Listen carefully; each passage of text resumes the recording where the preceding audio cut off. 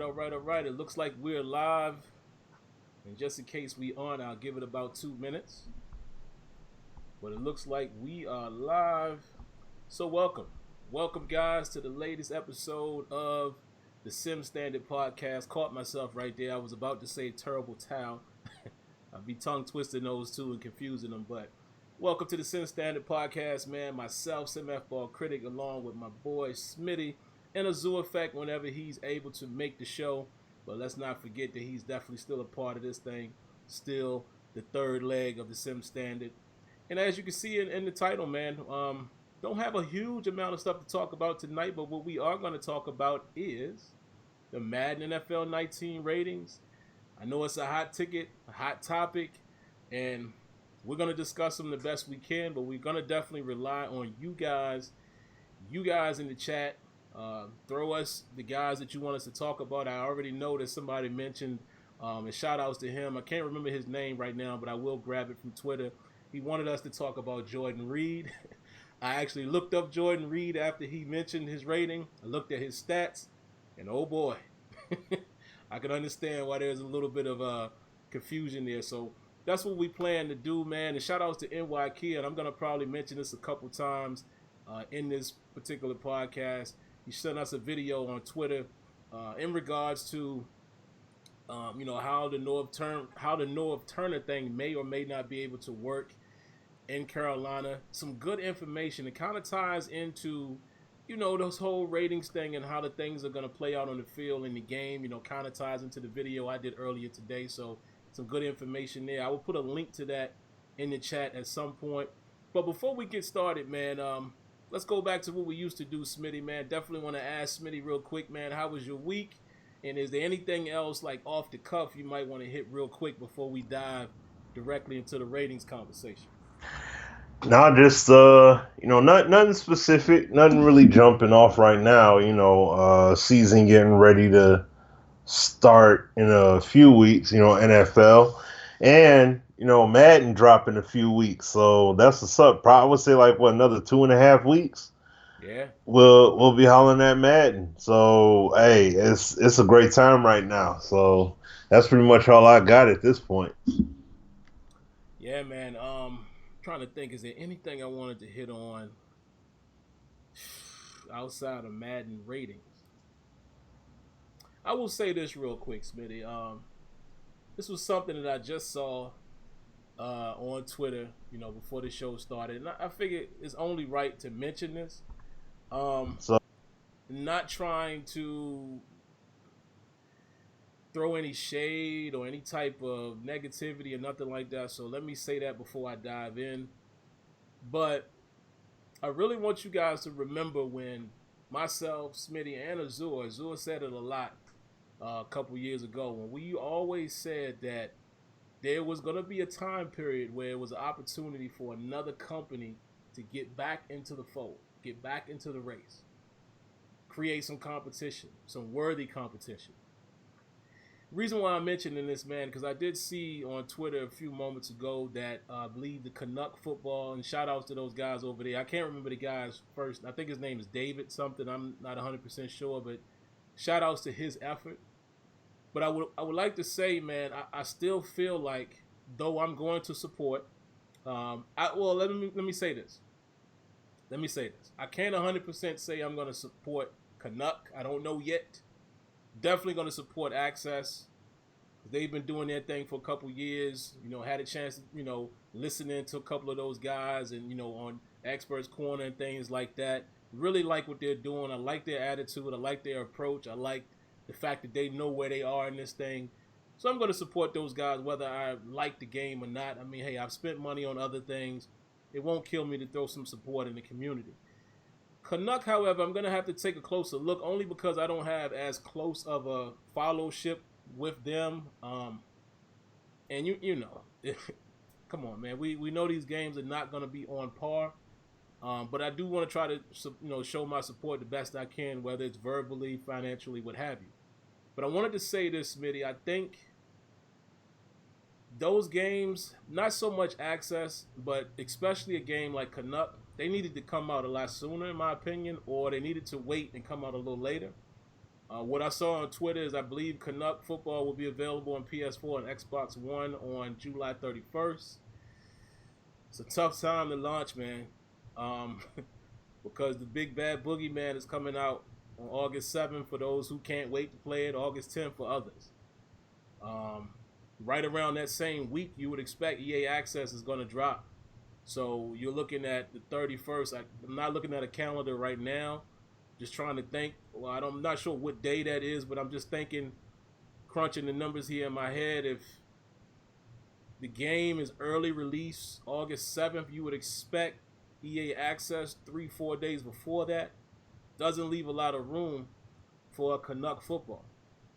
And it's not to say, go ahead, Smitty. Yeah. I was just going to say, I think the early access is going to be on August the 2nd because the official street date for everything is August 10th. It's Gotcha. August 7th. If you pre-ordered it early, you get it 3 days before. So that's why, a lot of people say August 7th. But, so if, yeah, I mean, to your point, that doesn't help the case because you just dropped this game and you got Ken Griffey coming up to bat, Babe Ruth or whatever, you know what I mean? Whatever you want to title it as, you got this behemoth that's coming out right afterwards like that. So I just don't think that's the best look. I was hoping that these games would have both came out like after EA Play is over. Like when there's that lull period where there's nothing going on, just drop them. And instead of, let them get some heat, let them get some impact, let it have its own time to simmer, get its good burn in from initial release. But when you wait, and you're going to wait till after Madden comes out pretty much. I mean, it's not like they're waiting on purpose. But the bottom line is that it's coming out after, Madden drops. Yeah, that's not a good look. That's not a real good look there. So I don't know. I don't know about that. Yeah, that's a tough situation, man. Yeah. I mean, it's an alternative, but let's keep it real here. When we talked about alternatives and all the stuff we've been seeing over the years, we're talking about AAA, high caliber alternative options coming out to Madden. Not just something put out there, and that's just it. So. Yeah, man, and like I said, it's not like I'm trying to ream on them. And excuse me, guys, I was trying to type something up here, and the way the computer is set, y'all gonna see me look away from time to time. But I think it was imperative, like Smitty said, to try to come out during a time period where you could take some of the sting away, or some of the intrigue away from Madden. Perfect time, and we've been saying it, would have been during that NCAA void. That's when you hit. Because at least somebody will say, well, let me just give it a shot. It might not be the best game. Hopefully people are not expecting it to be on that type of caliber. But it would have at least intrigued more people. Let's say if the game is $20. You might have been like, let me try it out. Give people opportunity to stream it, et cetera, et cetera. And I just think releasing it closer to when Madden comes out, I just think it's a mistake. So, we'll see what Access does. I'm not sure what their normal release cycle is, but I just thought seeing that, today from Canuck, I was just like, because even right now, the hype train is ramped up as high as it can go, even with all these ratings and stuff coming out. So I just wanted to share that, man. We said this a few years ago that window was going to close. And me personally, I think the window is closed for someone to really compete. Only thing I'm hoping for now is that a game like Canuck or Access, whoever else, can make a game IMV. I'm just hoping that whatever they do can poke at the bear to make the big bad bear be like, oh, maybe we should do that also. Like Backbreaker. Backbreaker came out swinging, was like, we're going to put all our baskets in these physics. Next thing you know, Madden is like, oh, we got to get that. Game wasn't that great overall, but that was cool. We got to get some type of physics. Next thing you know, all of these sports titles got physics now. So I'm hoping that one of the indie games can do that. So we'll see. So All right, man. Let's go ahead and get into it. Let me see what you guys are saying here in the chats. See what y'all got going on. Is there anybody or any one person, probably way more than one, but if you guys want to throw some names at us, uh, some ratings that you guys want us to take a look at, we definitely will. But I'll throw it to Smitty real quick. Deron Smith, yeah, man. If you want to come on, man, we'll bring you in for for a little bit of time if you want. We just need your Skype information, and we'll have to take care of it like that. But yeah, if you can shoot us your Skype name, we should be able to get you on for a sec. But yeah, Smitty, man, what are your thoughts in general? Anything about ratings? Because this is a lot to cover. We got plenty of time to cover it. What are your thoughts about the ratings that came out? Players that were snubbed, players that are too high, the rollout in general. Where you want to start, man? Well, I mean, I mainly paid attention to the Lions, so I didn't go through the whole, list and see what's happening with everyone and all that. So that's why, I leave that open to the respective fans, for all the different cities and teams and everything. But what I will say is that in regards of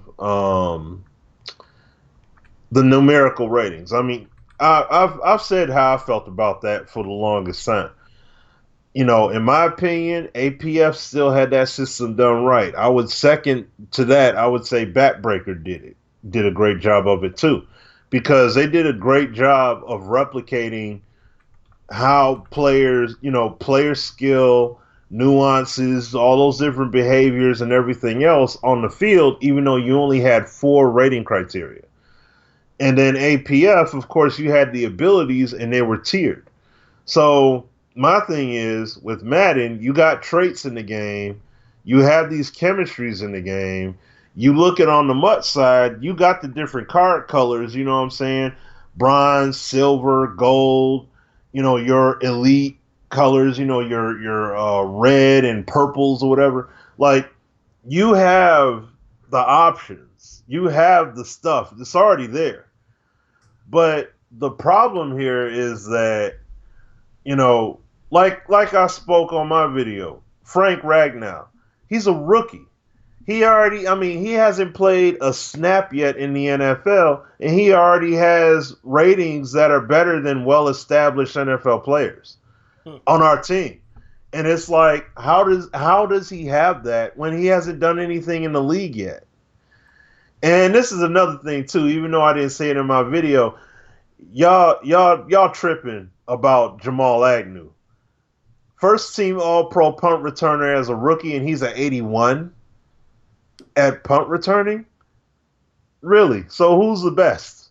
Because if he led the league in touchdowns and he had the most yardage per return, I don't understand how he's not even touching 90 in that regard then, if that's the case. See, that's the kind of stuff I'm talking about. You got him low like this, but now what about what happens with other tiered players? You know what I'm saying? Is it because of what team they're on? Is it because of, there's some issues with that. And I mean, even Calais Campbell, he said it in his video. In that video they did when they went through the Jaguars locker room, and they went to that rookie D tackle, and he talked about his strength rating, and he was like, he doesn't even have his grown man strength yet. And I'm like, that's another point. Yeah, you see what I'm saying? Like, how are you going to and see, even with Calais saying that, Calais was labeled a 97 when he had some of his best football. He played some of his best football. Once again, he was very effective last season, but he's a 92.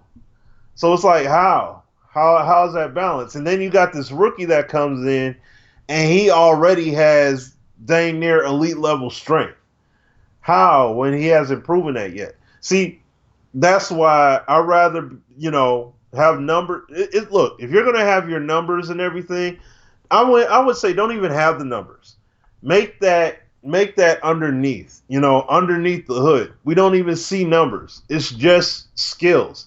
Because you got people, look, quarterbacks are not wide receivers. Okay? Quarterbacks do not catch passes often, but you still got the comparison with Tom Brady having a higher catch rating than Nick Foles. And Brady dropped his pass, in the Super Bowl, and Foles caught his.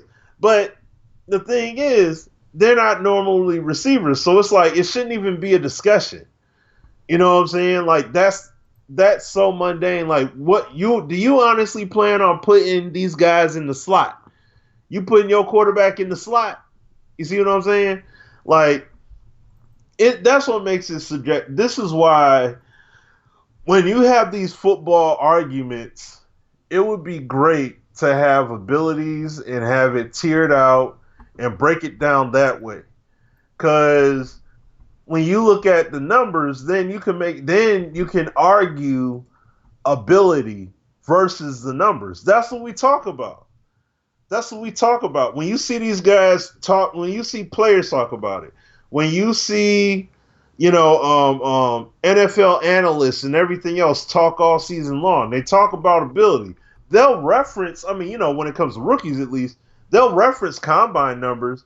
They'll reference what they did in college initially, and then you'll see what they bring to the game. But they're not going to be talking about, oh, yeah, that's why he was rated 90 some odd overall in this regard, because he does this. It's like, no, that's why this guy is a top end this. That's why he has elite level strength. I'm telling you, even though he was in college, he has elite level strength because the way he throws around offensive linemen, even some of the best in the nation, this is what he's doing. Like, that makes a much better correlation in terms of talking about from a video game standpoint, because that's real world talk. You know what I'm saying? It's not just the numbers, and that's all. So I don't know, but that's my general perspective of it. And see, the other thing too, this is the other thing as well. It, FIFA, look, FIFA and NHL, these other games, they have numerical ratings as well. But they do a good job. They do a better job, in my opinion, at this point. They do a better job of replicating the physicality and having that separation between the physicality and the numerical stats, the skills. And you see that mesh and blend together real well. We need to see that happening with Madden, because while somebody may not be rated as high overall in certain facets, how is that going to translate in terms of what happens on the football field? If what they do on the football field translates to that, then it's like, okay, all right, cool. My number is not as high, but you know what I'm saying? I'm still an effective player. Like, I'm still more effective than the average guy in the game. You've seen some of the players get all upset and everything about it, but it's like if you get your hands on the sticks and they actually feel like they're more of a top tier player versus just, an average guy, okay.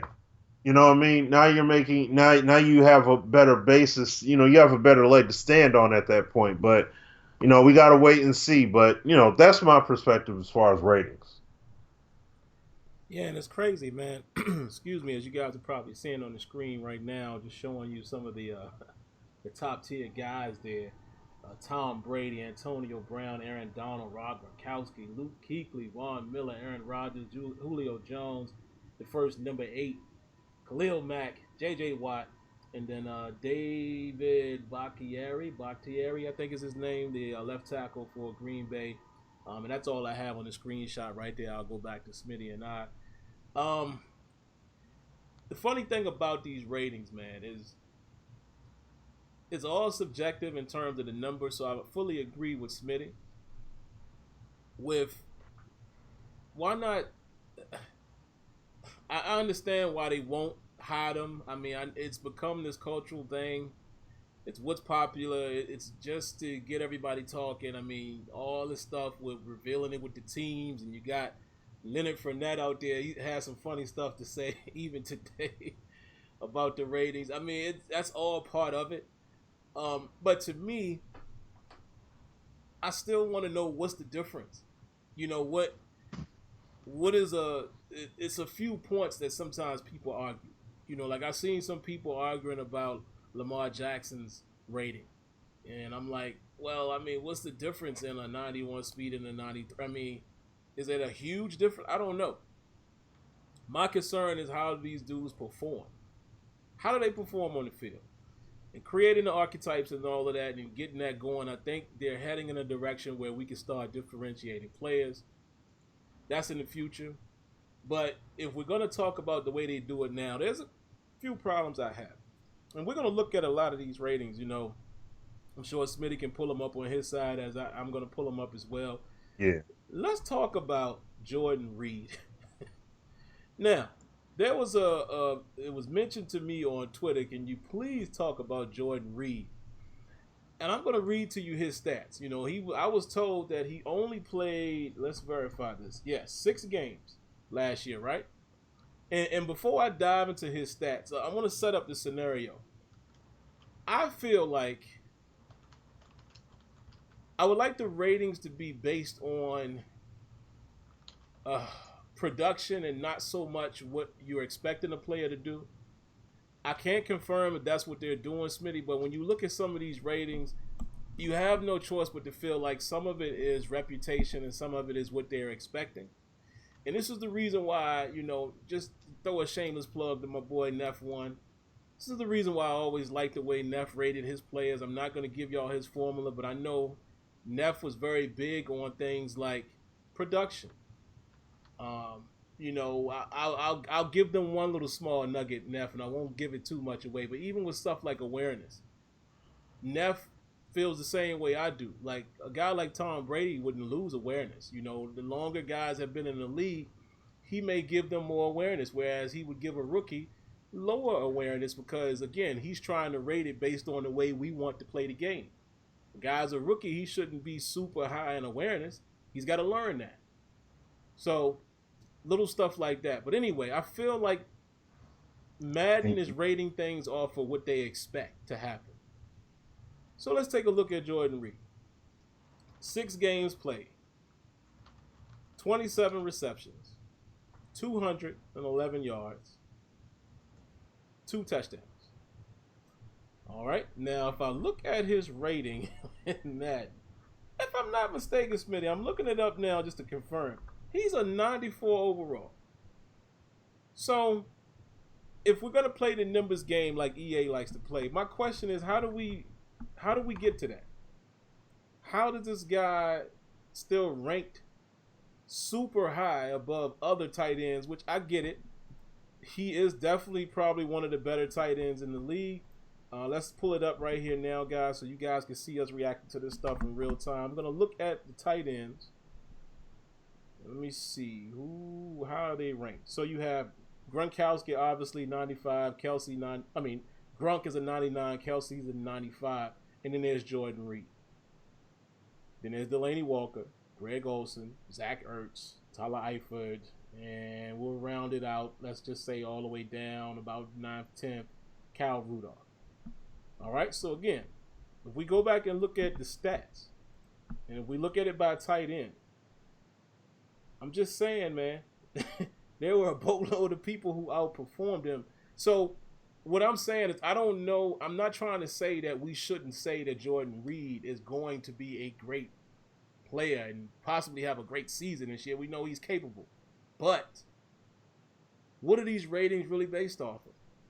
Reputation or projections or what these guys actually do on the field? I think it would be great if they did it based on what they do on the field. Maybe it's a combination of both, Smitty. I don't know. But that's just one player, man, I wanted to give an example of. If you guys have anything else, let us know in the chat. Yeah, what you guys want to tack some on that. Now, this would be the question that I'll pose, just posing it to the audience. Do you think Jordan Reed is a top 10 tight end in the NFL, despite injury? So we're not saying, because he got hurt, that means he's a 60 overall. No. I'm saying, like, based off of his skills, going across the board, looking at all the skills and what he's done, is he a top 10 tight end in the NFL currently. Even though he was injured, was shortened his season. Is he still a top 10 tight end in the NFL? Yes or no? I probably would say yes So with his skill set. I might have to say okay, yes. Top 10. Yeah, okay. I might have to give him that. I mean, like you So said, okay. So you when look he's at with healthy, this yeah. guy. Yeah, let me see. Actually, while we're So I'm looking at looking it, at the chat and seeing they're saying, see, when he's healthy, yes. That's what I'm see. This is what I'm saying. You got Jordan Reed as the top 10. Yes, without a doubt, he's a top 10 when healthy.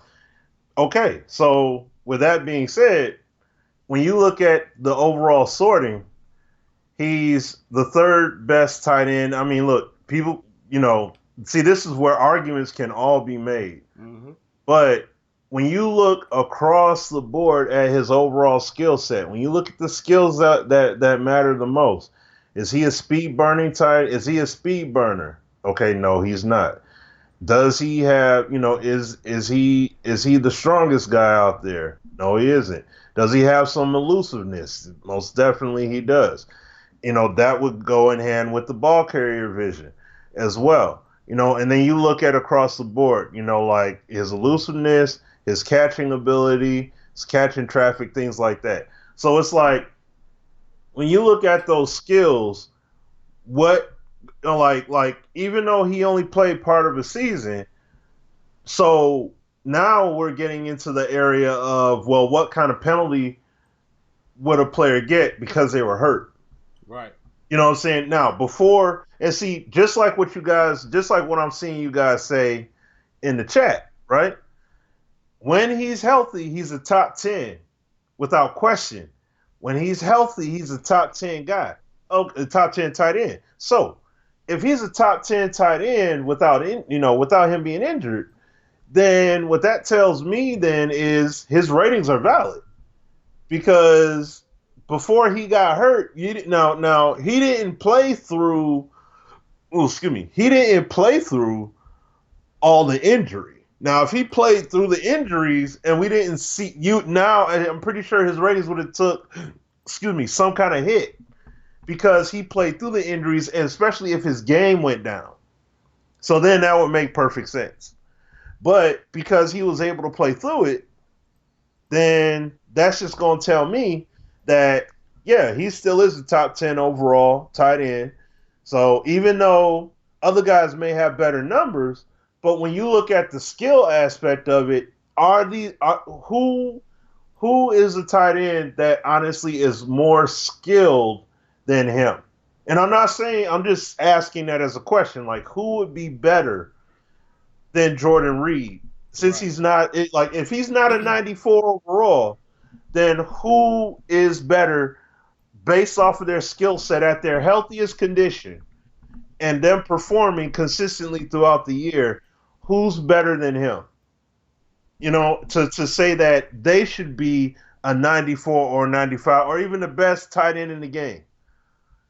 You know what I mean? And then it can become a little bit murky, because you could have a receiver come out and have 1,000, 1,500 yard catch season, but they don't necessarily have the skill set. They just caught the ball and ran it in. You know what I'm saying? They racked up yards, but that doesn't necessarily mean, hey, yo, their skills, hey, this guy's elite with it. No. So that's my point. Yeah, that's a good point. That's a very good point. And that's why, like Smitty said, the argument can go forever and ever and ever. Um, because just as much as I would say what I said about how do we get to the 94, but that's, you still got to look at it from the other standpoint. Like Smitty said, is he a top 10 guy when healthy? And my most important thing, man, it goes back to a video I might have made a week or so ago. How is this stuff going to translate? That's what it comes down to. Is EA going to get it to a point where it will translate? Because even if you look at what they're saying themselves with creating the archetypes, and I'm gonna read to you, man, a tweet that, and shout outs to equipment guru. He knows who he is. You know, the ratings guy, one of the ratings guys, because I believe he has some help, a little bit of help this year. If I'm not mistaken, I could be wrong. Don't hold me to the fire to this, but I believe Swami also has help with some ratings. So shout outs to Swami. But Dustin basically says here, some notes. Injury isn't factored into overall formulas. The new overall formulas for the new archetypes this year moved a lot of people around. He talks about Carson Wentz. He says Wentz is in the top 10 QBs and has superstar dev trait. He isn't criminally underrated. And then it says all Cov ratings was a collab effort with a former player. So the part that I want to point out there is he says the new formulas with the archetypes. So there's the question. Is there going to be more emphasis on what these guys are good at? Because what I'm thinking from seeing it and playing the beta, Smitty can co-sign this, that 94 could be one of Jordan Reed's archetypes that's that high. And that's what gives him a 94 overall. See what I'm saying? Because for you guys that don't know, players can have up to 4 different archetypes per their position, right? So let's just say it's a wide receiver, and he has deep threat, slot. I forgot what some of the others are. I don't even know if receiver has 4, but let's just say they have 3. He could be 90 deep threat and only 79 slot. So his overall is going to show 90. And that's how we saw it play out. That's how it was explained to me. And again, that's how we saw it in the beta. So there's room to argue that 94. But still, I think the problem comes into play, Smitty and everybody else in the chat, is just the historically with Madden, it's always been something we just didn't understand how they come to certain numbers. And we'll have to see how it plays out. Frank V says Falcons offense took a major step backwards. Okay. I'll have to take a look at that. And again, guys, throw out some names, man, that y'all want us to pull out. In case some of you guys haven't seen it all, I'll pull it up right now. We'll discuss it. And I wanted to be more so of like what Smitty was just doing, where we're actually analyzing the player, because you got to agree with what Smitty said. I mean, I don't know if I could throw too many tight ends when healthy that I could say that's outright better than Jordan Reed. If you go ahead. And see, the thing is, like some of the names that I see people throw out there, these are all guys that are separated. Like they're 1 to 2 points overall separated. Right. You know what I'm saying? So it's not like Reed is like all the way up here and these other guys are all down here. So like when you bring up, like I see Walker and Kelsey. Kelsey's better. Kelsey's a point better. Yeah, Kelsey. You know what I'm saying? And I mean, he's without many people said he's the top player and top tight end in the game. You saw what kind of impact was made once he got hurt, and Kansas City was done as soon as he went out the game. You know what I'm saying? In the playoffs. So I mean, you still got a good number. And also, this is the other thing too to remember. Look at the whole bucket of players here that you're talking about. Out of all these other guys, how many duplicates do you have? Like you got guys in the 80s that you got a few 85s, a few 86s. You got, only 188. A few guys that are 84. You know what I mean? So it's like you have multiple guys in this list that have the same overall. And once again, not, discounting all of the skill ratings that are going to be the most tangible thing, that are going to matter the most. Because overall doesn't automatically mean everything here. But just in the principle of it, looking at these skill ratings and everything, I'm like, yeah, these guys that we're all naming off, like, oh, Zach Ertz should be better. He's still a top 10. He's still a top 10 tight end. He's one of the best tight ends in the game. But I would say this: would Zach Ertz in the open field give you the exact same performance Jordan Reed gives you? Both of them being healthy? That's the kind of question you got to pose and be like, well, if he doesn't, then it's like, oh, okay, well, yeah, you got to kind of take him down a peg. or raise this guy up one. So, it all depends. There's many variables with this stuff. What kind of play call? What's the situation? All of it. It's many circumstantial things that being football. It's so intricate. There's so many moving parts to it. Like any kind of situation can give somebody that big break, and it can happen for multiple weeks. So, I don't know, man. So I'm gonna take a look at some of these players here, Smitty. All right. A couple guys asked to look at Sean Lee, and then they want to look at Clinton Dix. So Sean Lee is a 96 overall, and let's see where he fares in his position. I didn't know that. I guess it's because of the type of defense they play now, but I didn't know Sean Lee was considered a right outside linebacker. I thought he was more of a middle linebacker. But he's on top for right outside linebackers, and then right after that, Levante David at 95. They have Clowney, which, to me, those kind of guys, when you start talking about Clowney and even guys like TJ Watt for the Steelers, they are technically, I guess, outside linebackers, but the lines kind of blur, with sub-package football now. So it's kind of weird to see some of these guys. And again, I don't know. Somebody correct me if I'm wrong, but I think some of these guys are out positioned. Unless it's because of the style of defense. Because they got Vontaze Burfict as a right outside linebacker. I thought he was an inside middle linebacker. Who else they got here? Telvin Smith. I thought Smith also was a middle linebacker. I could be wrong. Anthony Barr. So anyway, let me just show you the quick disparity. So they got Sean Lee at 96, David at 95, Jadeveon Clowney at 91, then 90 for Telvin Smith. Then it drops down to 87 to Burfict, and then a couple 86s, and then it goes all the way down to 84. So looking at the NFL stats, if I go back here to NFL.com, because the point that they were making, Smitty, is they said, look at Sean Lee. Sean Lee is consistently, unfortunately, but he's consistently been injured throughout a lot of his career, yet he's still at one of the top. Now, it's kind of the same argument like you said with Jordan Reed. Sean Lee is a monster when he's on the field. Vontaze Burfict, even though, people had their opinions about him, I know us Steelers fans, I don't hate the guy. He's just a little crazy, but I would take him on my squad for his football, how he plays. Can't deny what he does. But let's see. Let me take a look at these positions here. So we're going to I want to see how the NFL Network has them positioned. Let's see. We're going to do right outside.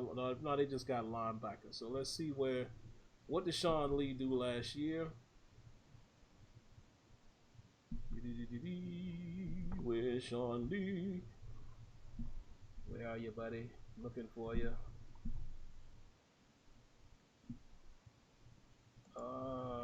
There he is. So Sean Lee, last season, and by the way, NFL Network or .com has him as a middle linebacker, which I thought he was.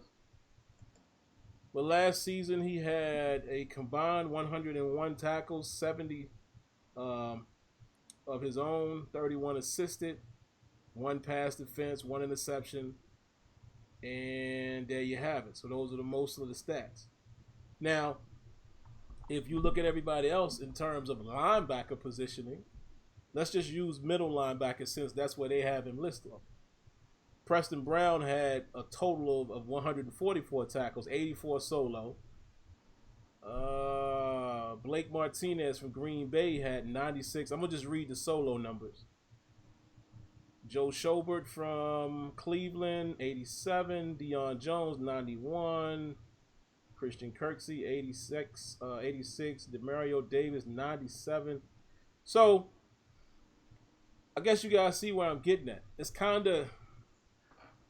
I think Smitty hit it right on the head. It's hard to blur the lines, man, when we're talking about what I would like to see, but I think it's hard to do what I said, to reflect on just the past season when you're in a setting like Madden. I don't know, man. What you got, Smitty?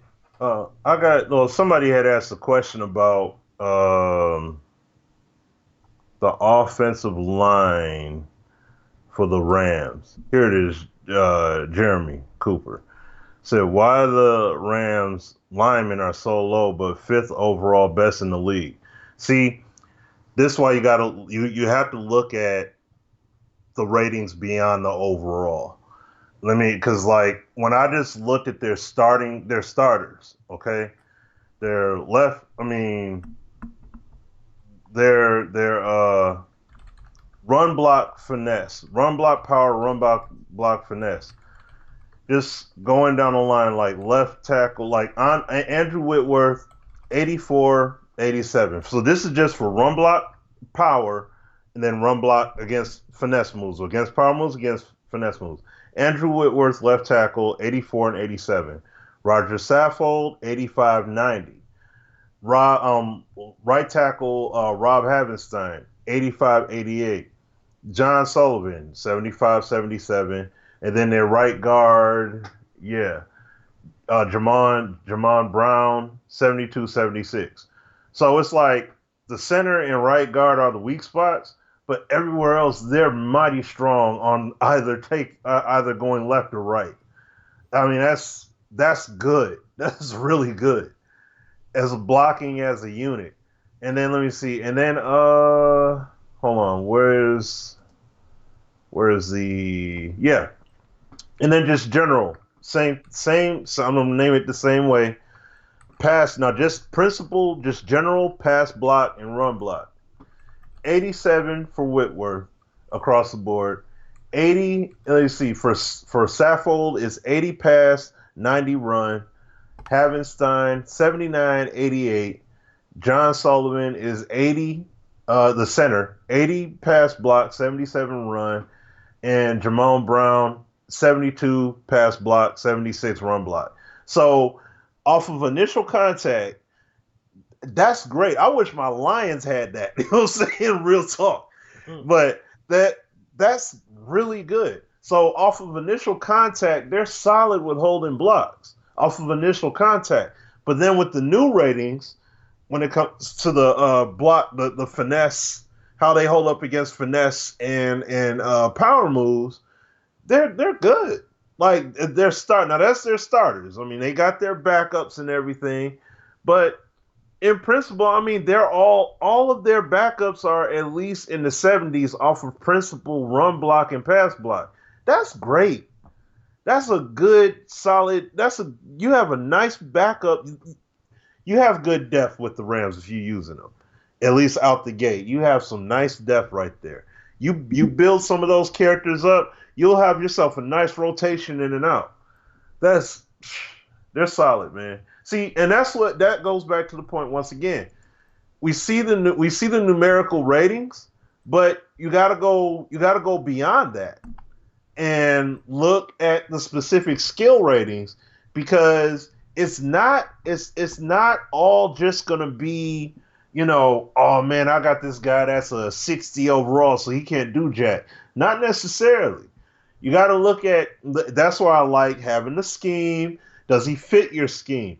Hey, you can make some value out of him. You may not necessarily put him in every set, but with the formational substitutions and such, you could put him in certain packages that you say, hey, he has this particular rating, so I'm going to use him in this particular scenario. It's just like when you see players in the NFL draft, you see players get picked up in latter rounds and stuff. And while, yes, they may be great tacklers or they may be great at whatever, just like Jamal Agnew, when he got picked by us last year, they were talking about him being a cornerback. They didn't talk about him, oh man, you know what? He may be great for returning kicks. Like, no, that wasn't the point of using him. You know what I mean? So they took him. So we took him and saw what his strengths were, and we put him in position to be successful. That's the kind of stuff that you need to do with your when it comes to drafting and signing free agents. It's not just necessarily about just getting that overall guy, but at the same time, it's best overall, but it's also the guy that is the most valuable to your team. So that's the kind of stuff you're going to have to start considering now, which is good because we've wanted Madden to get to this kind of point for the longest time. It ain't there yet, but it's just starting to get it there. And that this is stuff where you got to get real compartmental, and it makes you feel like you got to get more involved with who you use in the game. You know what I'm saying? So he said how Andrew Luck is better than Stafford. Okay. Oh, Yeah, dang. man. I But think I that mean, yeah. I Go think ahead, that no listen. they have to be going off of and that's why I posed that question. And like I said, I think Smitty answered it perfect. It has to be going off of projected talent, because I still don't know if I would say I'm gonna be fair. The way Matt Stafford has been playing the last couple years, I don't know if I could outright say that Andrew Luck is better. Um, you would expect off of Andrew Luck's intangibles, what he brought to the game, and what we thought he was going to be, you could make an argument. But again, even if we're projecting, right now, I would have to project Matthew Stafford to be better, just off of what we know of Andrew Luck. We don't even know how his shoulder or whatever is going to hold up. But it's an interesting case, man, because another guy said, he noticed that Ryan Shazier's speed went down 4 points. And said, how do you feel about it? Some of you guys are saying the mic is low. That's weird. I don't know why that is. Hold on. Give me a second, guys. Give me a second. We're going to try something out here. All right, let's see here. Andrew Luck. Okay. Give me a sec, guys. I know y'all can hear me, but it's a little low. So I'm going to just add another input here. Oh, boy. All Hold on. Give me a sec. So what about now, man? Y'all let me know if it's still low. Y'all give me some feedback on that, whether it's still low or not. Looks like everything is working appropriately now, but you guys will have to let me know. So I'll wait a few seconds if you guys can confirm. And if it is not, then Okay. we'll do something else. But give me some quick feedback on that really quick, guys. Mic is fine. Okay, you can still hear me fine, right, Smitty? Yeah, I heard you just fine. All right. So Marcus Davis says the mic is fine. So I don't know. I don't know what's happening, but hopefully it's okay. But anyway, the Ryan Shazier situation is a little sketchy because listen, we understand that Ryan Shazier might not play football again, right? You have to put him in the game because even when we were testing the game, I mean, I don't think we're in any violation saying this. Things weren't final, but obviously they had Ryan Shazier hurt for this season, but it looks like you'd be able to put him in the next season, which, okay, I don't see anything wrong with that. But yeah, that's a tough situation, man, because, again, when you talk about a video game, what are we rating him on? We're rating him on his skills, and that's the thing. What did they rate Ryan Shazier on? They can't be projecting with him unless they're just being super optimistic. And I understand them having to reduce some things, because obviously, we all know. I don't even want to say, but we all know the situation with him. So that's a tough situation. But it really comes down to what Smitty said, man. And we're going to probably keep saying this for the rest of the night. I just want to see how guys will perform. Individual skill sets need to mean something. I know we were told this, Smitty, 2 years or so ago. But I think now in 19 is finally where they've gotten it to where that's probably going to be more of a reality because you do have the archetypes that can hold weight now. So it's going to cause people to use, different positions and, guys in different scenarios, and we'll see how it plays out. So ratings to me are not that overly important in terms of the overall rating. It's just, I just want these guys' skills to shine through. And speaking of that, Smitty, man, How do you feel about those new positions, man? I mean, we've known about them for a while, but I see the article came out. How do you feel about them not only having the new ratings, but giving us a little bit of definition as far as to what they mean? Those offensive skills you Yeah, like talking the about? the Oh yeah, player yeah, yeah. attributes. Yeah, the player. I mean, I think that the attributes are cool because, see, especially with having the player movement. I mean, we know that, like, I mean, Clint talked about that EA play and everything. The trenches didn't necessarily get that love yet with the player movement being truly on that Yeah, one-to-one scale yet. So it doesn't really apply there, unfortunately. But as far as all of the other routes and everything, digging, cutting, planting, all that stuff, those are the kind of things that I really want to see start to be, come more and more into fruition. So I'm glad to see that respectively done in the game. And another thing that's funny about it though is that this is something that Sim and I talked about years ago. Like we had a discussion and we were talking about, like, what if they had what if they were to just put in ratings to help differentiate receivers more instead of just having a general route running rating? What about short, medium, and deep routes? You know what I'm saying? And do something along that line. So it's like, to see that in the game, that's pretty cool. I would like to see the rating paradigm go the same way on defense. I would love to see zone coverage skill rating against short, medium, deep routes. Man coverage against short, medium, deep routes. Like, what are they good at? Because once again, just like how you have teams draft and pick up free agents based off of things they specialize in, that's the kind of stuff that, you have some people that are jack of all trades. You have some people that are one specific skill or two specific skills. You know what I mean? So it would be cool to have the game replicate that respectively in terms of what they excel at or not. Now, am I saying, oh man, here we go, even more ratings? No, what I mean is, see, that's going back to my initial point. I would rather it be, look, you have you have ratings that are basically, all those columns are for every player in the game.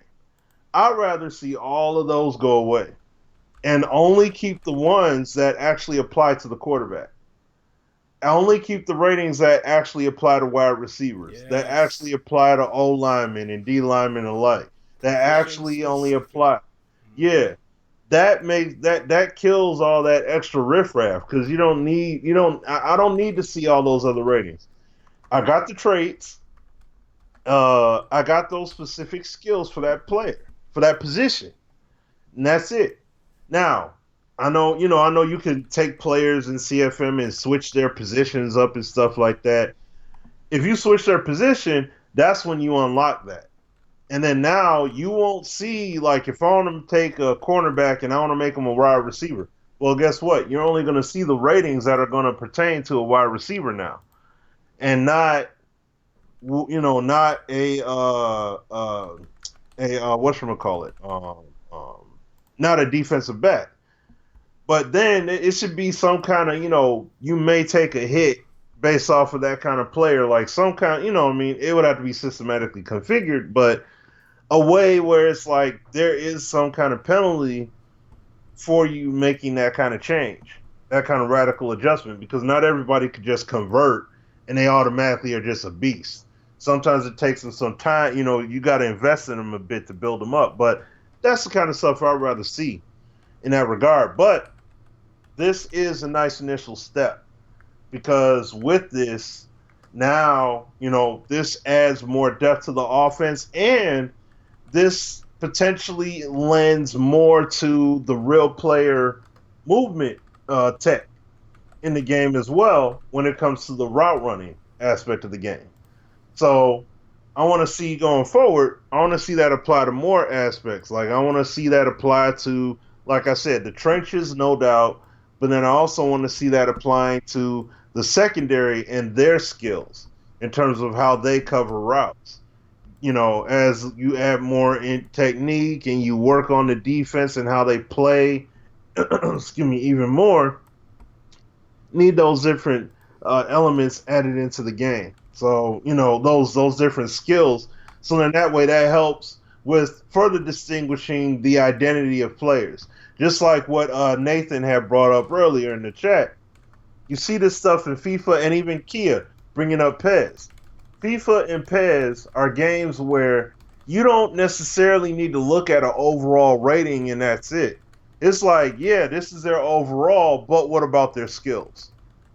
What is it that they're strong at? Because the game, the ebb and flow of the game, it shows you, oh man, I can have a guy that's a 50 some odd overall, but their physicality blended in with their skills, I could still be effective with them. Obviously they're not going to feel like a superstar by any means, but they do have some level of skill. So it's like, okay, they may show some promise, or they may mess around and be a bum. You never know. But you can invest in, or you can look at the skill instead of looking at the overall number in terms of what you can potentially expect out of that player. And they do a great mesh of having, like in Madden, you got confidence. They have their same thing in FIFA and PES, player emotions, confidence kind of deal. The mentality is a factor that plays in terms of their rating, their position, their disposition on the field, all that kind of stuff. We need to see that, in Madden. We need to see that stuff happen out there too. So, it needs the depth of the layers of how these players are configured in terms of what we get on the field needs to be a deeper system. Okay, because one thing, like I said, taking away from playing the beta and EA Play is that everything is not just hard-coded rating numbers overall. Like, oh, if he's an overall, that means he's going to do that. No, that doesn't necessarily mean everything. That just means that they're special. Like that just means that, yeah, they have this high rating, but what are they special at? What rating, and that's when I got to look at those ratings, and I got to be mindful of what are they strong at, what are they weak at, all that good stuff. So, no, just bear that in mind. It's crazy, man. We just want it to play the way it's supposed to. We don't want to focus on overalls, et cetera, et cetera. But let's take a look at a couple players here. And I'll be looking back in the chat to see if anybody wants to talk about anybody specific. But I know you guys said look at Clinton Dix, so let's take a look at him. Is anybody right offhand, Smitty, that you felt was underrated in terms of the ratings, even looking at as much as they show us the individual attribute?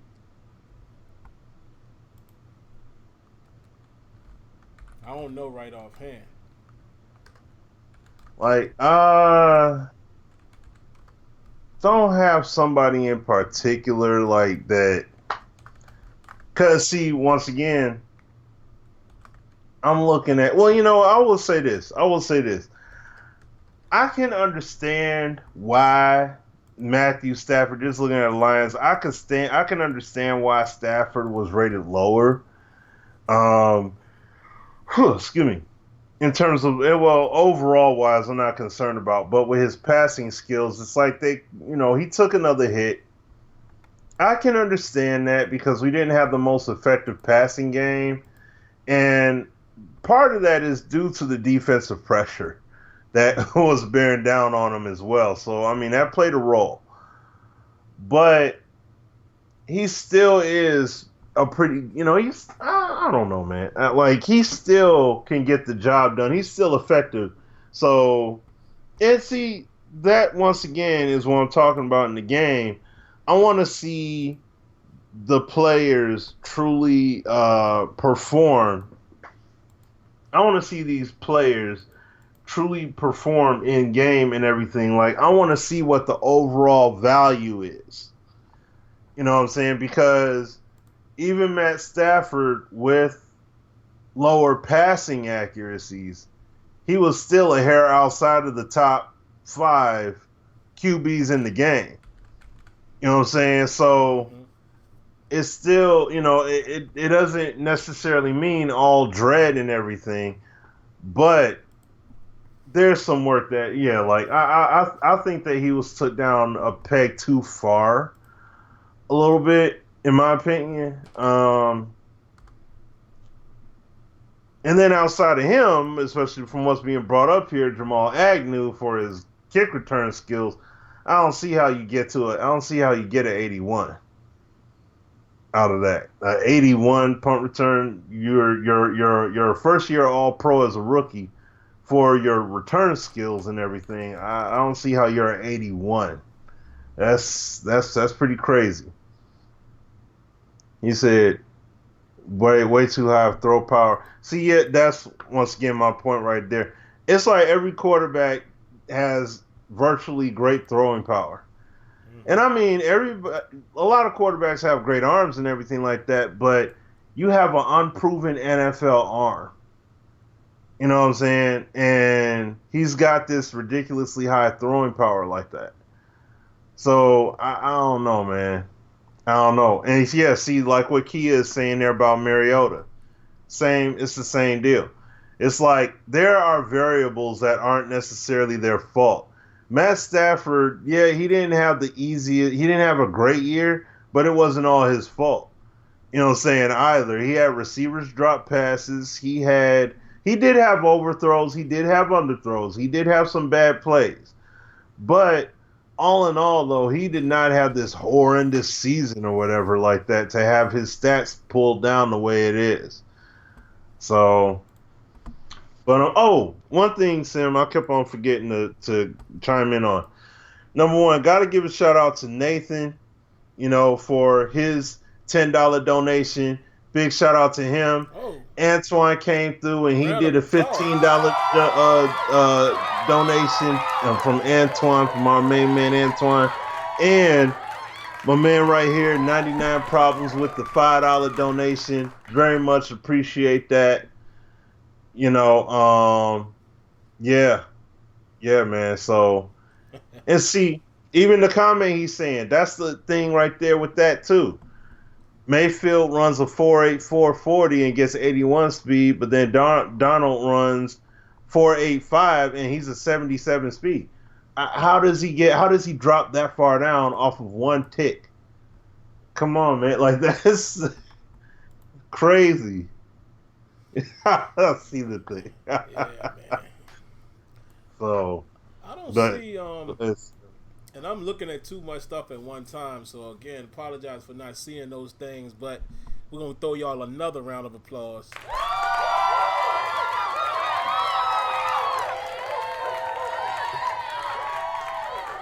Alright. So looking at Clinton Dix, man, I don't know if there was a complaint about his, Smitty, but I don't know if I think his might be where it's supposed to be. They have him at overall 87. Of course, we can't see all of their attributes, but I did see like his awareness was at 91. So to me, that's definitely moving in the right direction. I think if you're 90 or above, you're okay. But I don't know. So if whoever, I forgot who posted that in the comments, if you had a question about that, where do you think he should be? I don't think that's too far off. I don't look at HaHa as a phenomenal safety. I don't even look at him as a game changer.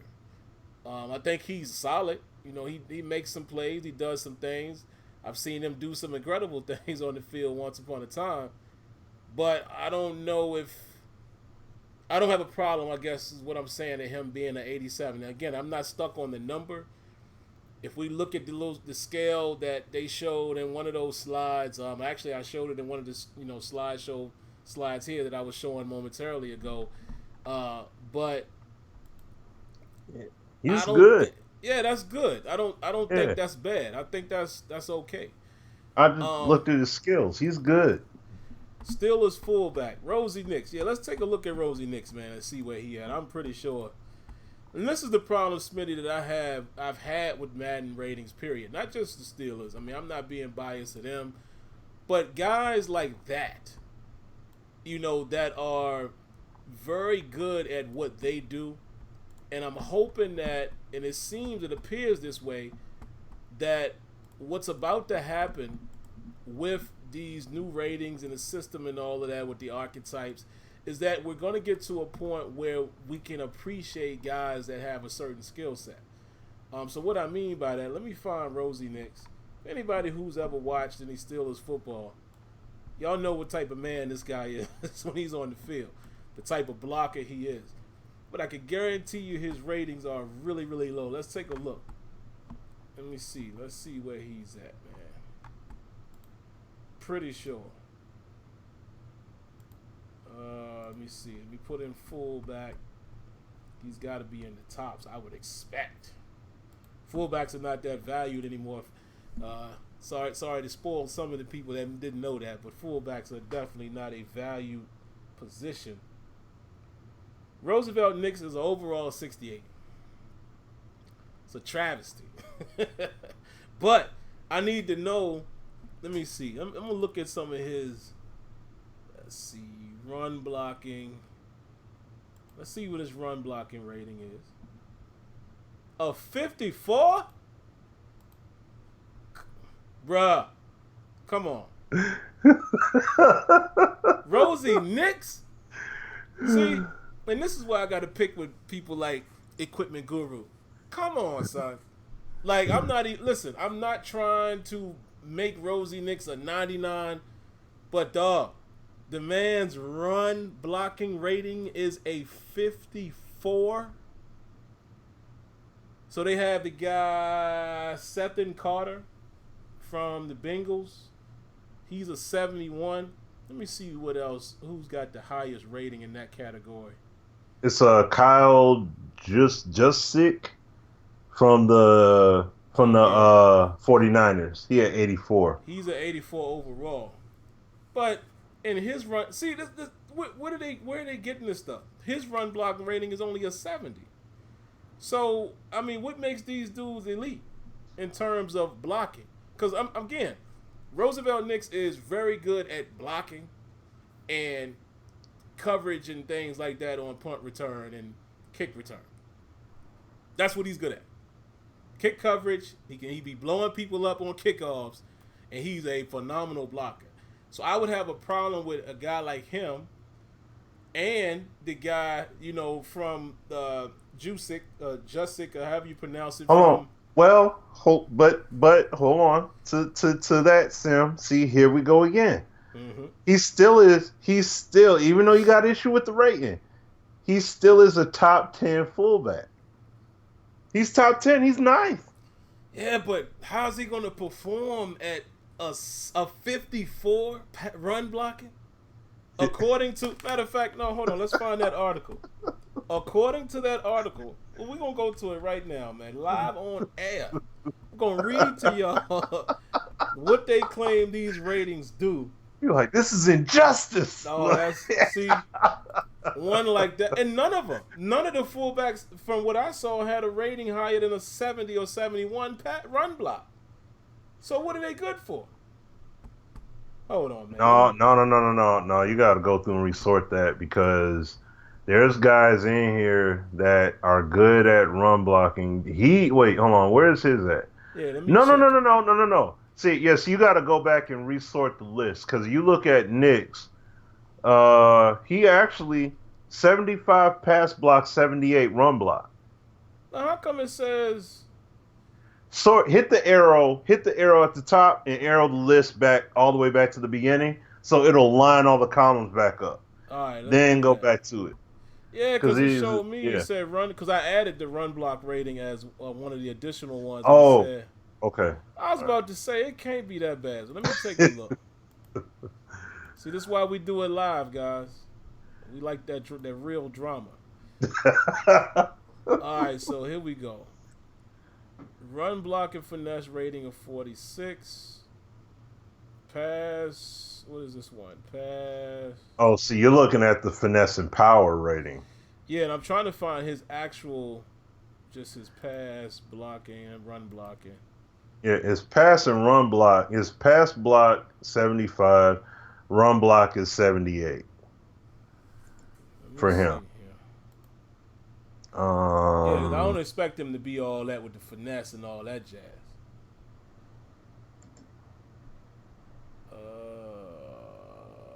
Pass block rating. See, on my end, they showing him as a 62 for a pass block rating. 63 yeah, impact block. Is that what you see too?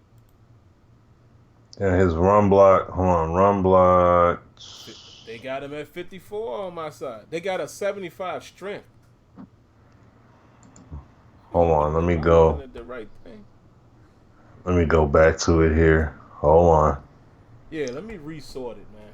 It might be something going on with these Yeah, filters. see, run block power rating for him is at 54. Run block finesse is at 63. All right, so let me make sure I'm looking at the right thing, guys. Y'all help me out. Smitty, you help me too. The RBK is the run block rating, right? Yeah, that's the principal. That's the general run block. RBK and PBK. That's the general pass and run block rating. Yeah, see, Rosie Nix, they got on my side it's 54. Nah. Does it say 54 and then 63? Nope. I have Okay. See, I just have all of the skill ratings, all of them laid out across the whole thing, the whole page, because the way the page works is a little bit funky. If you just have certain ratings on there, it'll missort it. It'll slide it over the wrong direction. oh Lord, So no wonder. So that's why it looks off. But no, I just go from the very beginning. I start from the awareness, and then I just hit the arrow in the top corner, and then just slide it over one whole set. All right, It'll keep it lined up that way. let's try this again. So I'm gonna resort it, guys. I reset the Yeah. filters. I'm gonna Hmm. go directly to Rosie Nix. I'm actually gonna look at him by himself in a different tab here. I'm about to say I'm gonna have beef if they don't give that man Rosie his respect, man. That dude can block. All right, so awareness, yours shows 73. Awareness. Let me go back. Awareness. I'm gonna put it Yeah, here 73. in the Yep, chat to make 73 sure. awareness. All right, so let me tab over. Yep. So they have ball carrier vision 76, acceleration 88, carry 71. Oh, this is funky. See? Catch 52, truck 75. I believe it's off. It's like it's not That's all lined I'm up. So saying. how can you tell? That's all I'm saying. Come on, EA. That's why I look. That's why I gotta go back and then go Da-dum, forward da-dum. to see it all. This can't be right because they got throw on the run rating. They got wait a minute. It's a 76 and a 71, and neither one of those supposed to be for him. Yo, this thing is off, man. Look, I'm gonna send it to everybody else. I want y'all to see this.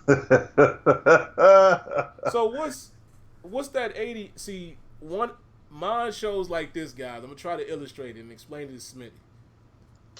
can you switch the screen and they see it like you did earlier? Nah, I'd have to take Oh, I won't let you do that. Oh, okay. I'd have to All take a right. screenshot of it and then throw it in there. Ah, I got you. All right.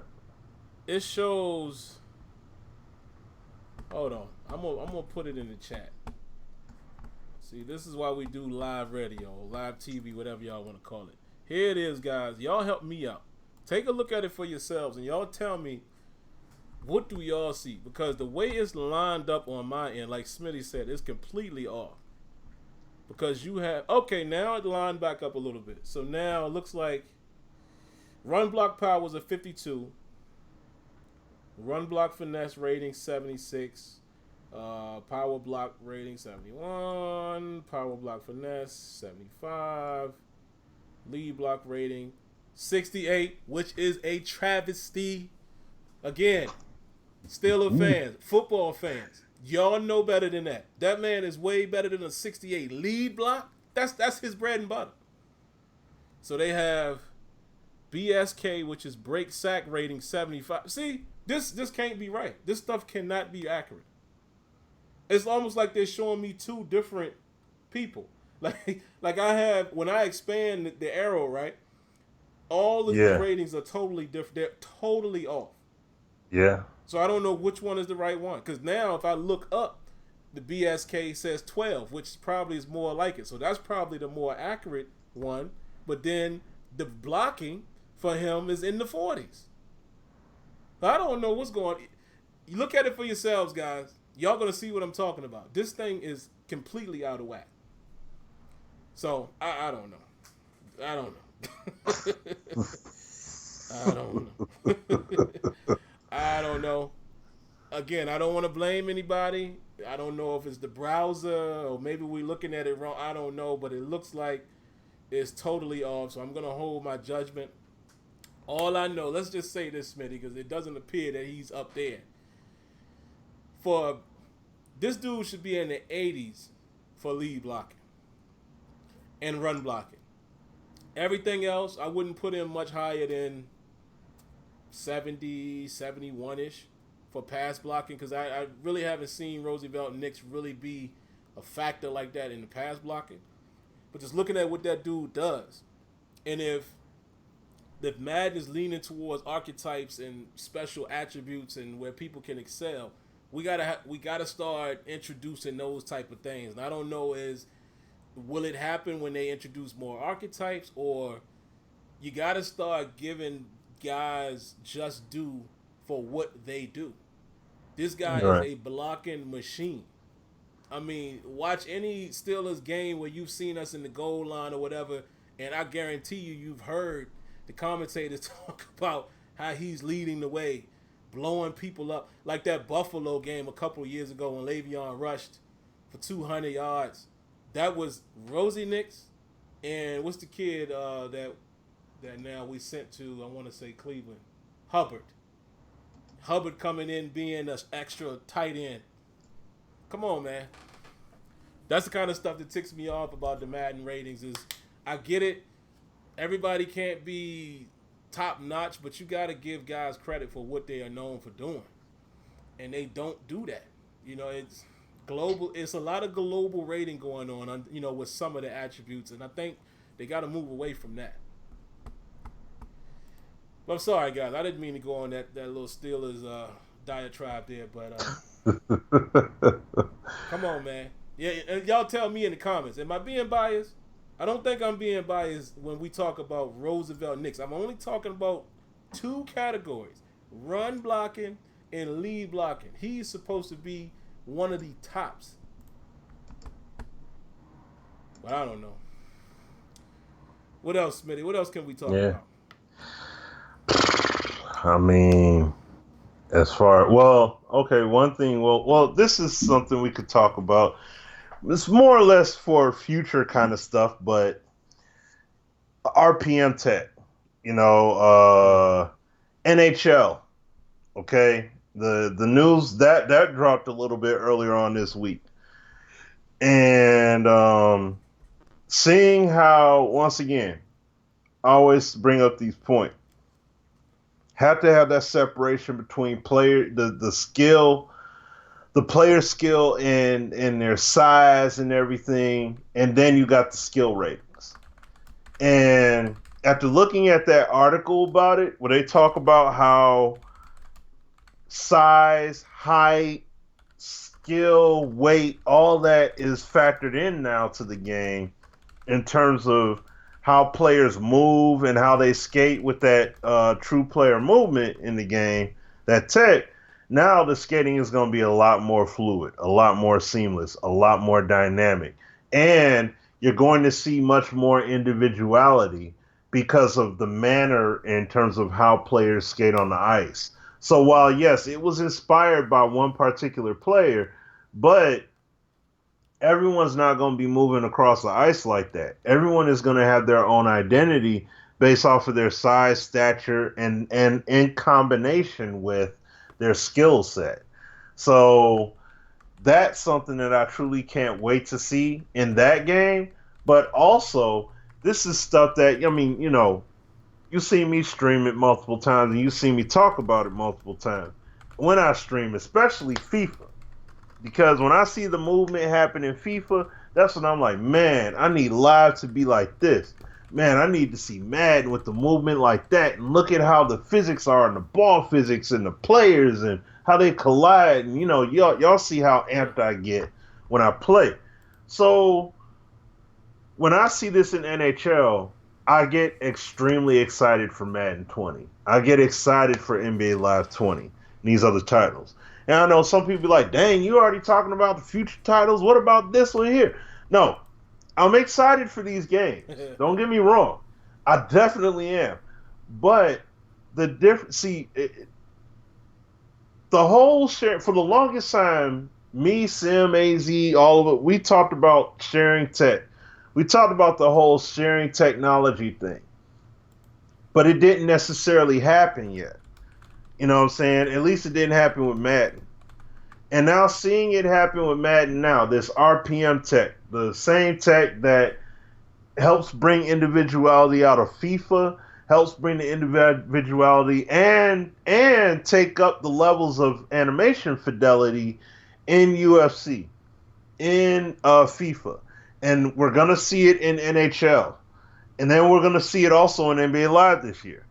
So, and I mean, it's a very beautiful thing to see. What up? Looking forward to NBA Live. Oh yeah. So this is the beautiful thing about it. See, FIFA already had a good player movement system. They had True Step before. They had True Step on Gen 3. You know what I'm saying? Like in FIFA, what was it? FIFA 13, they had it in there. And then we've seen how great the player movement was already, and they just expanded on it more and more. NHL with the true performance skating, they had like 2 or 3, installments of that. So it's like NHL playing NHL 18, the skating already felt great. It felt great in the game. They already had the system. Like in my opinion, the system was tight already. Right. So when you put this true player movement tech on those games and you see what kind of level it takes it to, it's like OMG. So if you, and I don't know if some of you guys may recall the article from Madden or not, but they talked about basically how the RPM tech and how they implemented it in Madden, it was a mesh of technologies from other games that already did it. So basically, you're talking about taking from UFC, taking from FIFA, possibly taking from work done this year with NHL and stuff, and you're blending it in that game, right? So how that makes me feel about it is when it comes to next year's game and the following year's game or whatever, the future basically, you're going to see the interactions start to get more independent, start to get even more organic, a lot less of two-man and scripted, multi-animations and stuff like that. And it's going to be a lot more of the stuff like, I mean, you've seen me do many videos on it. I've talked about it many times with FIFA, especially because that's the main game I cite. And I'm like, man, this is wide out DB interaction. This is your jostling against the line right here. This would be your dynamic fumble happening because look at how the ball is its own entity and how he made contact and this, that, and the third and whoop-de-whoop. That's when you start seeing dynamic fumble instances. You start seeing player personality turn out even more. You're starting to see more player personality showing the secondary with wide receiving core, all of that. And then you're talking about unique run styles because of you can have style in the game, but then also at the same time how that style is impacted because of a player's height, weight, and skills. That's why I look at NHL. and you see what the heck they just did with what they announced. That's why I'm so dang on excited for it, because of what they just did. Them saying that, oh, with this tech now, guess what? When you make your player based upon their size and stature, they're going to skate a certain way. So even if I wanted to make Joe generic, they're going to have their own style. That's crazy. So that's like with NBA 2K when you could create your own jumpers and all that stuff. Remember, you could create your own gatherers and everything from the base animation set they have. The difference here is that, though, it's not something you're picking. This is something based off of what, like, real world physics, real world physical stature.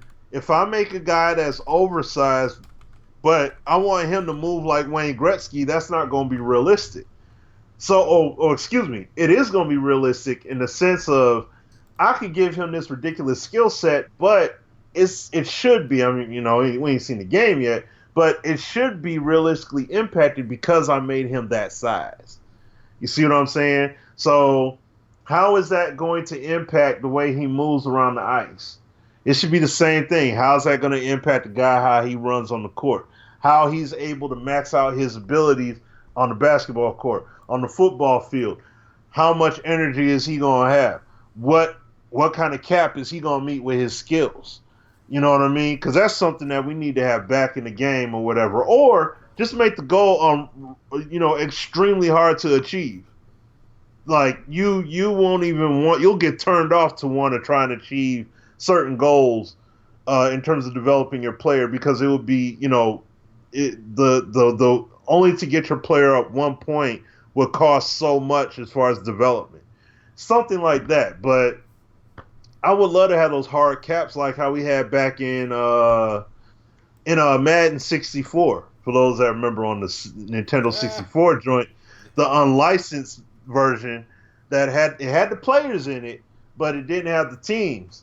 So, you could take a player and make him real big, but they'll cap you in terms of speed and things like that. Like there's certain ratings that you couldn't just, if you created a player, you couldn't just max them out because they put that hard cap on you on purpose.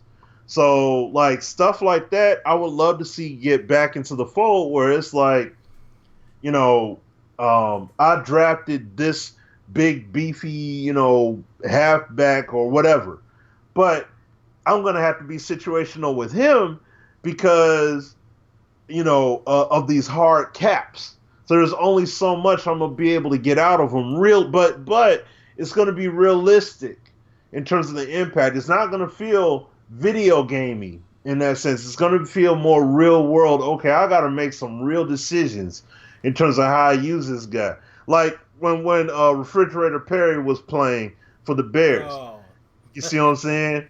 It was more situational when they used him. They didn't just have him out there as the primary back and he's just out there running. Same thing like they did with Warren Sapp at times with the Bucks. They use him situationally, put him out there, and he did some work. Madden get on that tangent with these other games. This RPM tech feels like it's the key.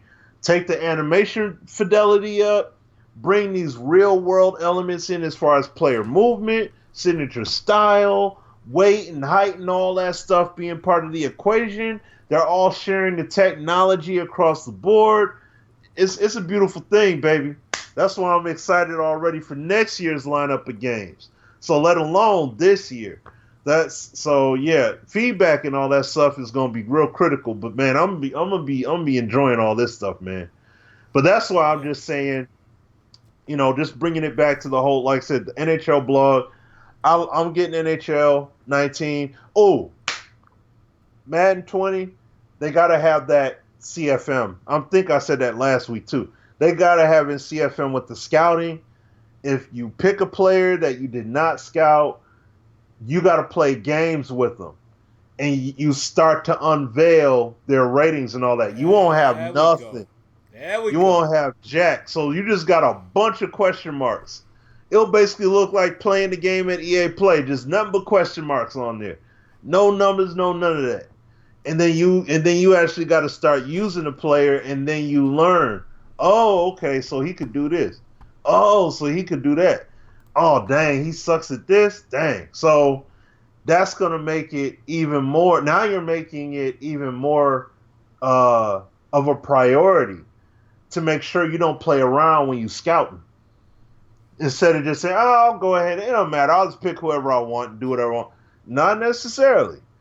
You see what I'm saying? So you could get hit with that curveball because you don't know who it is you picked up. You just picked him thinking, "Oh, he's got a good combine grade, so he must work."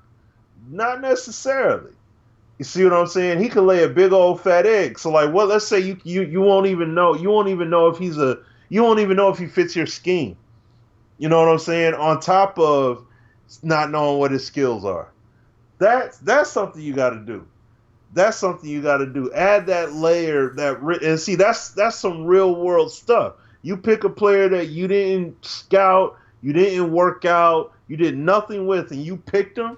Yeah, you should have question marks. You shouldn't know what he did because you didn't invest any time to learn who that player actually is, and you just bring him onto the team. So, but I'll end it there. I'll throw it to you, Sim, man, if you got anything. Yeah, I'll add a little bit to that, but real quick, shout outs to DSK. I think it's very important to read what he just mentioned here, but I just have a question following it. He says, Carlos said that he would make people adapt to the game and not patch, aka nerf the game. Sadly, that happened with the beta, so EA has already gone back on their word, shaking my head. My question is, and listen, again, a lot of people were on the beta. I don't know what was, what wasn't, but what was nerfed? I'm not sure.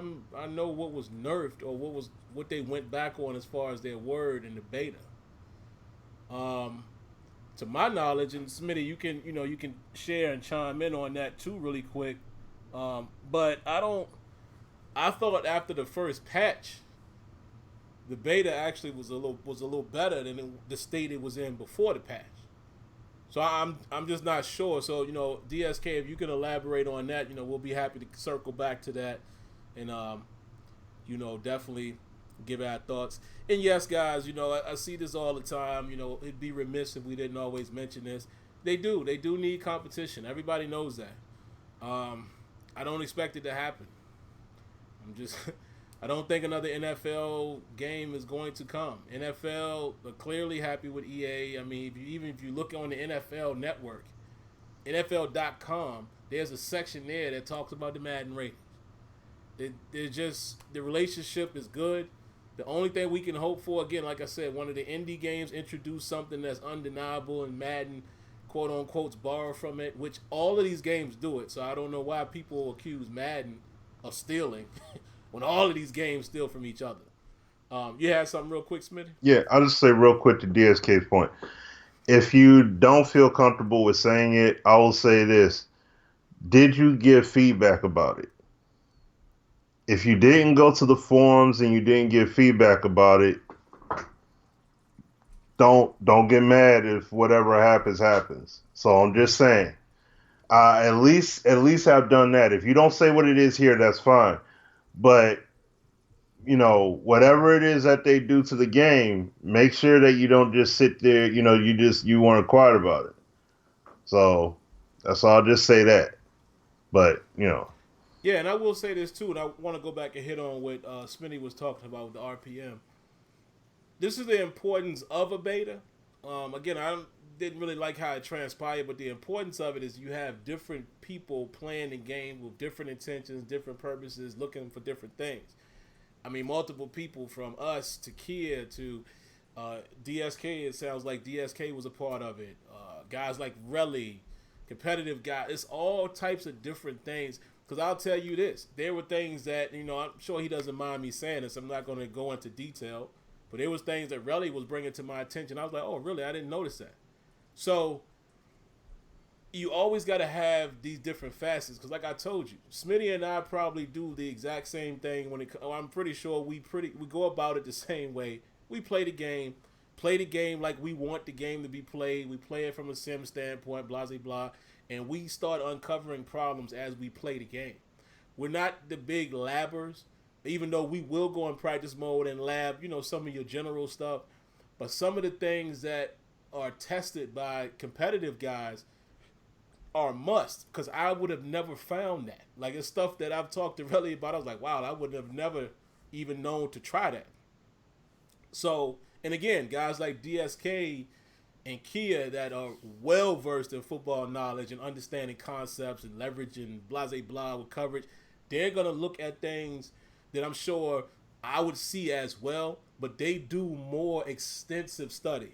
You know what I'm saying? Like, they might look at it from a different standpoint, which you need that. So that's why when I say stuff like, oh, I didn't know, I'm not being like blowing smoke or anything. I'm literally saying, oh, really? I didn't know. I'm glad somebody uncovered it. And there you have it. But back to what Smitty was saying, the RPM tech is very important, man, for a couple reasons. If you didn't get a chance to see it, SGO, Sports Gamers Online, had an interview with Clint. And Clint kind of, I like to call it, spilled the beans a little bit when he said, listen. And it was a written article where he said this. Man, we haven't even tapped into the, all of RPM's capability. He was like, there was so much untapped stuff that we couldn't get to in 19. He even said things like player likeness and tendencies, i.e., the quarterback stuff, the little general stuff that they're doing in 19. He even said this will allow us to be able to do more of that and player behaviors, mannerisms, etc., etc. Another thing that you guys should take notice to. We've been waiting for the longest time for EA to share technology. Ignite, for whatever reason, and I will honestly say, and Smitty probably will say the same thing, we haven't got an actual real answer, and I can understand why no one in the building might not be comfortable. There's a couple people I'm sure I could get it from. I just haven't bothered them with it. But I feel like Ignite wasn't what they thought it was going to be in terms of the tech sharing, and Frostbite is actually the base system that will allow them to do that, and it allows these other techs that are built to be shareable, if you understand what I'm saying. Because Smitty was right there a couple years ago when a guy at EA told us, listen, man, Frostbite is kind of like Photoshop. It's like the hub, and you can throw all these pieces in there, and once you got them in there, you can pull it from here and pull it from there and put it there, and we're seeing it finally. Look at all of these games now. It seems like everybody is trying to get this RPM. We're seeing it. So if RPM is that component that allows things like the jostling that you see in FIFA, the grabbing of the jersey, which that might be, well, Smitty kind of already talked about that. We know some stuff about that we might not see that in the immediate future, but I know it's on the radar for some other reasons that we really can't really go into. But things like Ronaldo, him playing like Ronaldo, that kind of stuff, from what I'm hearing and understanding, is made possible by Frostbite, by more importantly, RPM. And it's good to see that they are trying to incorporate all of the games running on the same platform. So with them all having, how hard is it going to be? Because I know some people said it might be harder to do for NFL, and we fully agree. But it shouldn't be that hard to do things when all of the games are using the same components. So if Live and now NHL and now FIFA had it, but NHL and Live and Madden are on the same real player motion technology, it ain't gonna be that hard to be like, yo, hey yo, FIFA, help us out with something real quick. How y'all get it to do this? Because what they don't know, Smitty, is who do y'all think helped? Madden had some help getting over the Frostbite. And there was some devs from another studio, i.e. EA Canada, helped them along. Some of the FIFA people helped them along. There's nothing we could say back then, but now who cares? That's in the past. They helped them get established. So, again, go back to 2 years ago, I believe it was, when the guy Patrick Sutherland said that himself. We want to get it to a point where we have like one base studio or team or whatever that does the physics for all of our games, does this for all of our games, manages frostbite. I think we're starting to see it. Because if I'm not mistaken, Smitty, I think there is like a team that kind of heads RPM for all of the games. To me, Okay. that's great if that is the case. I think I really believe that's how it works. And my memory's a little cloudy, but if I remember what I heard early on, it's something like that, which in my opinion is great because then that will allow the devs to do other stuff, and then you can have another area, deal with this. Well, y'all take care of the player movement. We're gonna take care of developing this. Da da da da da. Then it meshes together. So it's all good, man. And like Smitty said to at least answer the question of some of you guys might say, why would you guys talk about future endeavors? It's because again, we've been telling y'all this, man, that the gift and the curse of us being behind the curtain and having this game changing moniker is we kind of now think from a dev standpoint. Like me and Smitty have already talked to each other about 20 and 21 because not only do we know where they're trying to go and have some knowledge of some of the things that we know is coming soon, we're looking at it from, that's a good step. This should lead to that. Or that should lead to this. Okay. And that's why we can say, I'm excited to see where 20 is going because we know the possibility now that seems like some of these things we're now finding out could be real possibilities with getting that RPM tech. Y'all have no idea how important that is to the success of Madden going forward. Huge. But that's about it, man. Think we covered it all, man. We didn't know it was gonna last this long, guys, man. But when you guys are in the chat running tit for tat with us, it always helps. So we appreciate that. Deron Smith, shout outs to you. I know you mentioned how you could get on early in the show, and I mentioned to you that we needed a Skype name. So I just want to put that out to everybody. We promise we want to start getting guys back on. We really would prefer to have you guys on every week if you can, just to keep everything fresh. We're now using Skype as our method of being able to cast our voices and or faces. So we need Skype. We're no longer on Hangout. So if any of you guys want to come on, just give us a Skype name, shoot one to myself or to Smitty. And, I'm SimFBallCritic on there. Smitty is...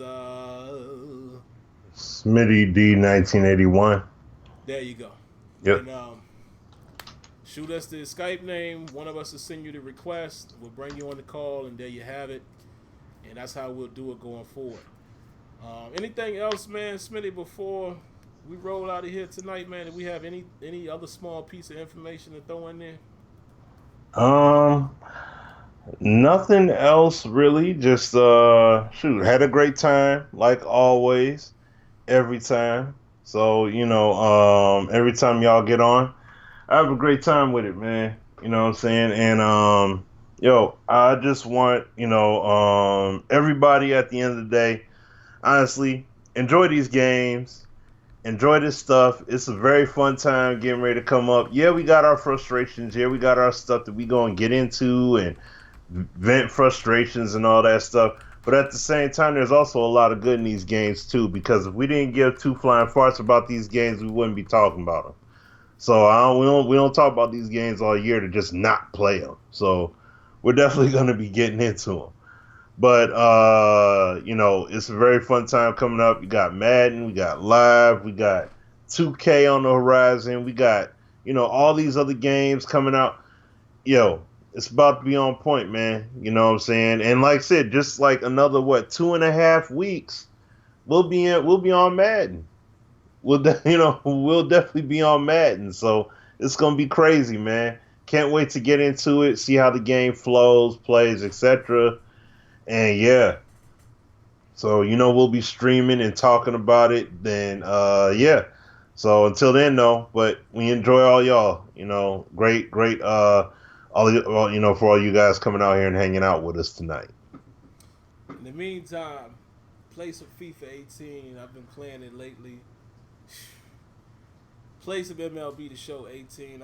Listen, man, I'm having such a good time with that game. What am I now? 40, 48 and 48. I think I'm right at 500. I played up until tomorrow's game, so I think I played through the 13th. Oh man, love it. Got smashed by the Nationals, dog. If I wasn't recording it, but I gotta give y'all this piece of information because I want to start showing some MLB to show again, even though it gets no love, but I still just want to show it because I have fun playing, and you guys got to see some of these experiences. Yo, the Nationals hit 7 home runs on me in 2 innings. Dang. Ridiculous. I was like, man, I just gave it up. So by the end of the game, what did they beat us? They beat us like 17-3. It was ridiculous. Ooh. I brought in 3 pitches. Smack. It didn't care what I did. Love it. Had a tough series with Milwaukee. I mean, the game is just rewarding. And again, I don't know. I'm not a baseball enthusiast, so I will never try to claim that these games are the most simulation games. Same thing with FIFA, because I don't know the ins and outs of soccer. But I will say the things that I enjoy, Smitty enjoys, I'm sure most of you enjoy, I'm able to find it in these games. I'm loving MLB. Some of you guys might remember from the last video I said I was going to trade Starling Marte. I didn't do it. But I ended up getting, what's the kid's name? Nolan Arenado, third baseman. And I ain't have to give up nothing. I'm going to show that video. I gave up 3 players, but, bruh, y'all will see. And maybe you baseball heads can tell me if I made the wrong move, but I ain't have to give up none of my big guns. So now I got the second third baseman in the league and the third center field in the league. So we trying to rebuild around here in the Pirates. But yeah, man. That's all we got, man. Just be happy, play the games, man, and just keep fighting, man, for the sport that we love, football. We'll try to make it the best it can be. That's all we can do, man. You know, you guys probably have noticed that Smitty and I just don't take it that serious no more. I mean, we give our feedback, we keep pushing, but it's like after that, hey, all we can do is hope they continue to trend up. That's all I can hope for. So, all right, man, that's going to do it. 9:58. And, Deron, I just saw your invite come in on Skype, so I got you. I'm going to save that, and I promise, my dude, next week we'll even bring you on right in the beginning. Promise we'll get you on, man. So I apologize. We haven't been able to get you the last couple weeks, but I got you on now. So, all right, man. We out. Y'all be easy. Have a good weekend. Be safe. Play some games and enjoy yourselves. All right? Peace. Peace.